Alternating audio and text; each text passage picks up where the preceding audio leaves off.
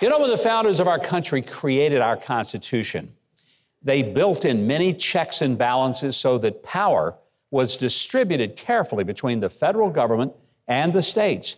And then within the federal government, it was further divided among 3 equal branches with a very strict separation of powers so that we would keep one person or even one branch from becoming a tyrant. And part of the genius of the Constitution is that it can be changed. Now, it's not easy to change it, and it shouldn't be easy. It should be hard. There have been numerous changes since 1789 when it was ratified, starting with some of the best changes, which are known as the Bill of Rights. Those are the first 10 amendments to the Constitution. The Bill of Rights didn't give the government more power, quite the opposite. It vested very emphatically more power to the people, and it placed very severe limits on the government. I don't know if you know this, but none of the Bill of Rights told the citizens what they couldn't do. Not one of them. Every single one of the Bill of Rights told the government what it could not do. Now, as our founders intended, there are very few limits to the liberty of the citizens of this country. However, there are strict limits on the government. They can't tell us what we can think, say, write. They can't tell us how, where, who, or even why to worship.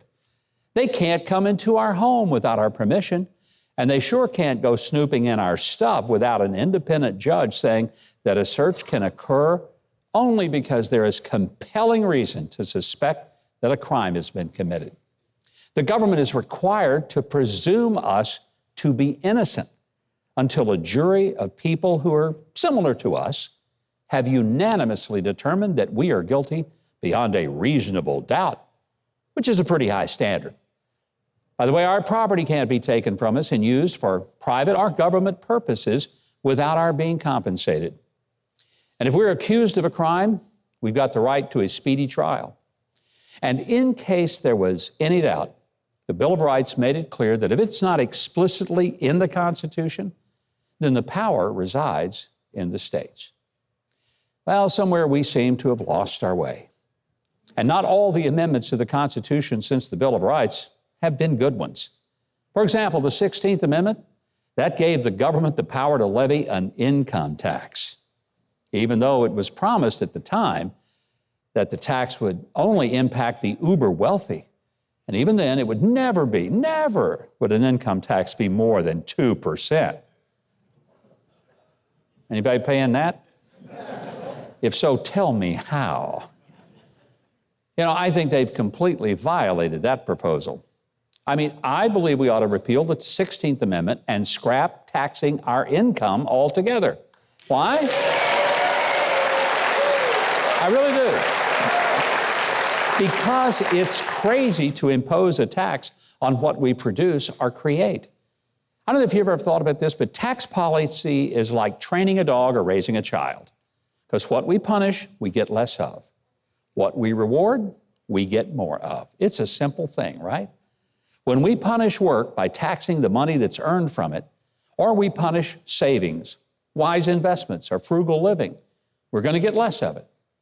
When we instead reward sloth and reckless behavior, bad decisions like writing off debts, we're going to get more of reckless behavior. The current federal government wants to tax us more, which means it wants to punish us for working hard.